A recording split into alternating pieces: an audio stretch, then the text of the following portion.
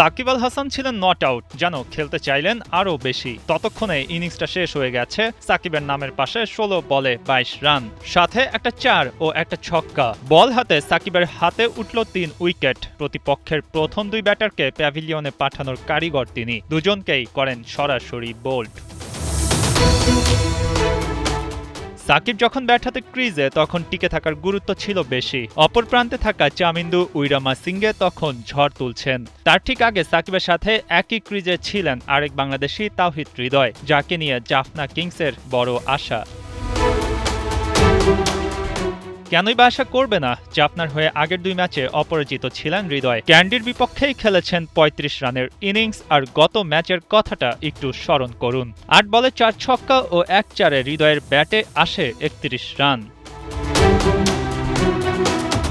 আজও হৃদয় এমন কিছুই করবেন, তেমন আশা জায়গা নিয়ে শুরু করলেও একটু যেন অন অফ হচ্ছিল। পাল্লেকেলেতে ৪ নম্বরে ব্যাট করতে নেমে ১৬ বলে ২১ রান করেন হৃদয়। মঈন আলীর ডেলিভারিতে ক্যাচ তুলে এই ডানহাতি ব্যাটারের ইনিংসে ইতি হয়।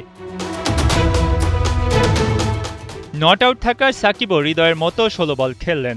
১-৪ ও ১ ছক্কায় ২২ রানে অপরাজিত ছিলেন একসময়ের বিশ্বসেরা অলরাউন্ডার। আর বোলিংয়ে প্রথম ৩ ওভারে রান দিলেন মাত্র ২৩, ঝুলিতে তখন ২ উইকেট। শেষ ওভারে সাকিব অনেকটা এক্সপেন্সিভ। ওয়ানিন্দু হাসারাঙ্গা ৩ ছক্কা হাঁকিয়ে বসলেন, সাথে ছিল আরও ২ রান। আগের ২৩ আর শেষ ওভারের ২০ মিলিয়ে নামের পাশে ৪৩ রান। তবে শেষ বলে হাসারাঙ্গাকে নিজের স্টাইলে ফিরিয়ে দিলেন সাকিব। যেভাবে ছক্কা হাঁকিয়েই ব্যাটারদের বিদায় করার এক রীতি আছে বাংলার এই অলরাউন্ডারের ভেতর।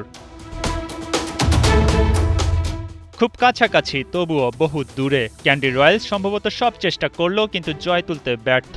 শেষ পর্যন্ত ২১ রানে ম্যাচ জিতে টেবিল টপার জাফনা কিংস। আর ২ বেঙ্গল বয় দলের জয়ে নিজেদের ব্যাট বলের ঝলকটা দেখালেন ভালোই। ইম্প্যাক্টের জায়গাটা সেখানে ছিল যথেষ্টই।